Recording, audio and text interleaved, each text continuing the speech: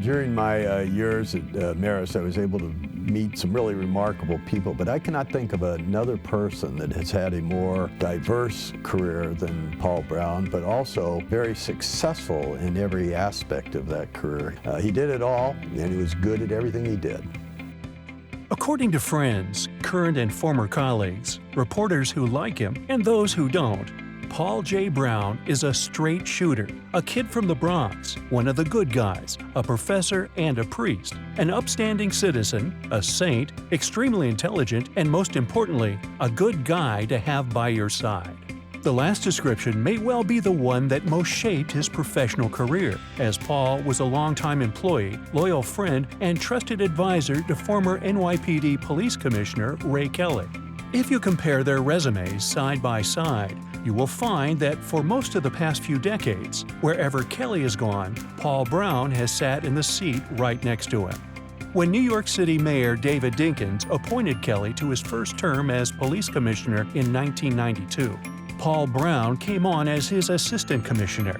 When President Bill Clinton asked Kelly to organize a police force in Haiti 2 years later, he brought Paul Browne as his deputy.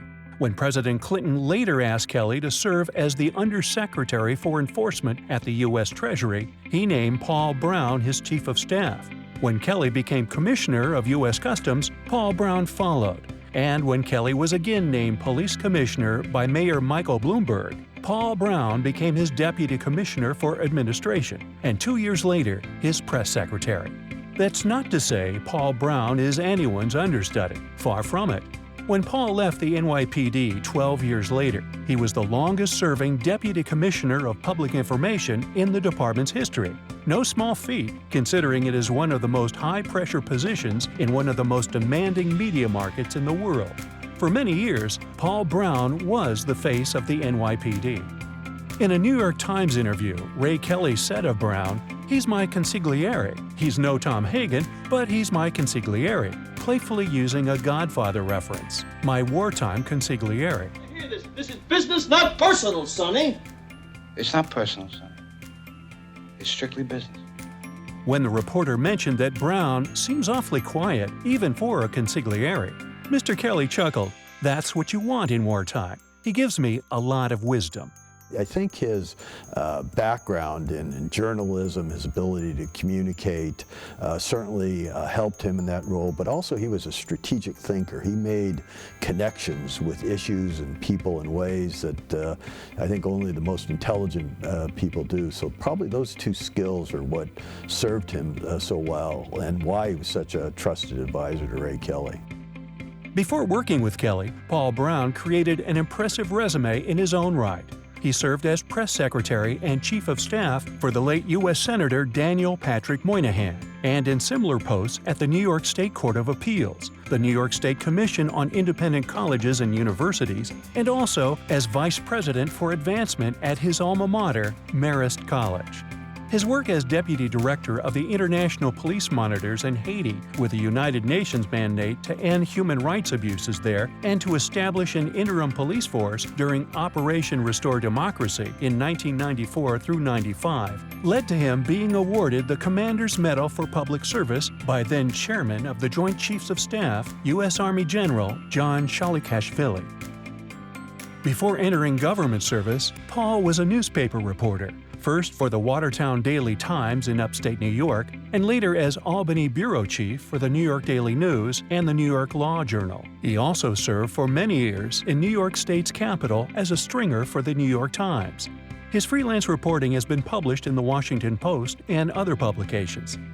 He is a former member of the board of the American Irish Historical Society and has been published in its journal, The Recorder. Paul most recently held the position of Vice President for Public Affairs at the University of Notre Dame before his retirement in June of 2021. Upon his retirement, University of Notre Dame President Reverend John Jenkins said, "In his nearly 8 years at Notre Dame, Paul has been a calm, thoughtful presence at the center of storms that sometimes envelop a university." Under his guidance at Notre Dame, there was a tenfold increase in the placement of faculty experts in leading media outlets, raising the national and global profile of the university. He was also integrally involved in the presentations of the Notre Dame Award in Brazil, Mexico, and Ukraine, and he convened media roundtables and other events for administration officials and faculty members in China, Colombia, London, Dublin, and elsewhere around the world.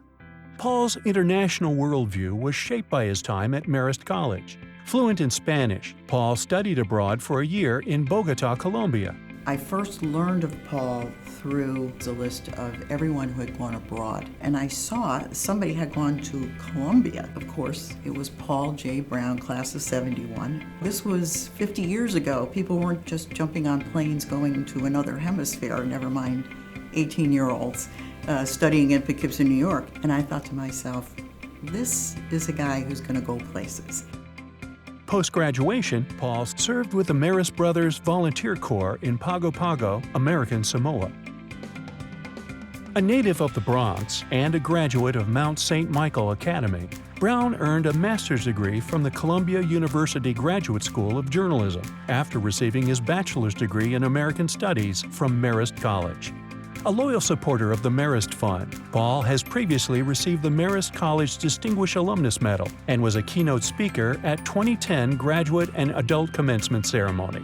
He married the former Sarah Purcell at the Abbey in Galway City, Ireland. The Brownes have an adult daughter, Lacey. Congratulations to 2022 Dr. Linus Richard Foy, 50, Outstanding Alumnus Award winner, Paul J. Browne, class of 1971.